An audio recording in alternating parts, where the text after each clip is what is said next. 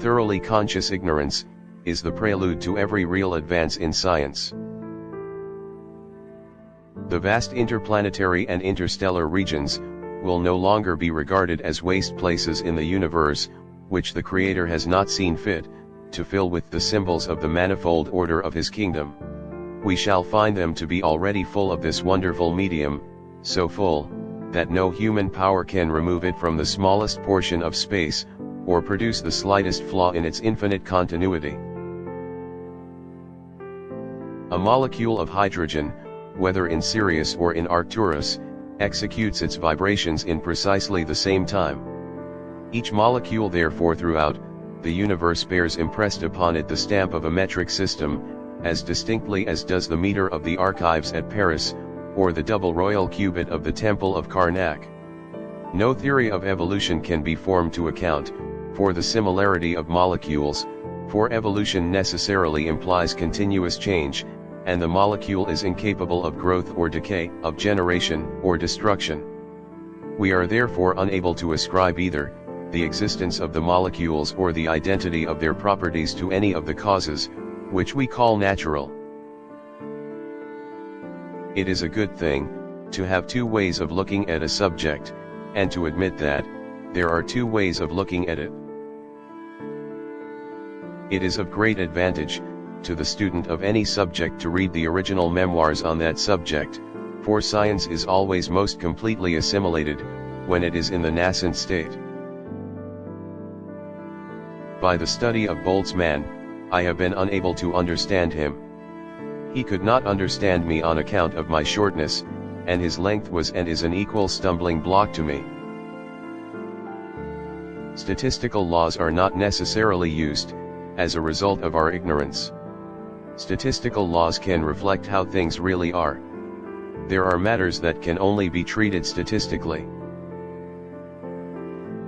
These transient facts, these fugitive impressions, must be transformed by mental acts to permanent possessions.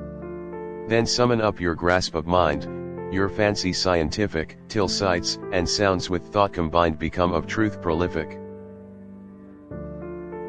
Very few of us can now place ourselves in the mental condition in which even such philosophers as the great Descartes were involved, in the days before Newton had announced the true laws of the motion of bodies. Happy is the man who can recognize in the work of today a connected portion of the work of life, and an embodiment of the work of eternity. The foundations of his confidence are unchangeable, for he has been made a partaker of infinity.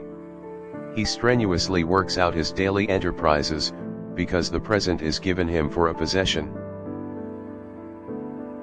Thus ought man to be an impersonation of the divine process of nature, and to show forth the union of the infinite with the finite, not slighting his temporal existence, remembering that in it only is individual action possible, nor yet shutting out from his view that which is eternal, knowing that time is a mystery which man cannot endure to contemplate until eternal truth enlighten it.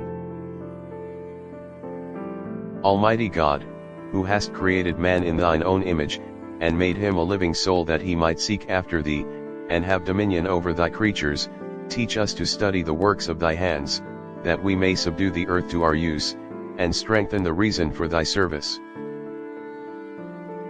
Some people gain their understanding of the world by symbols and mathematics.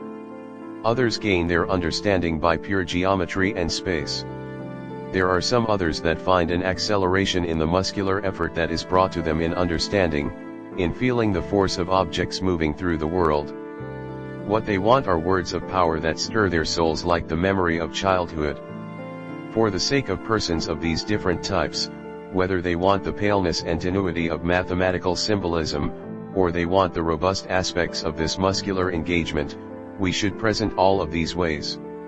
It's the combination of them that give us our best access to truth.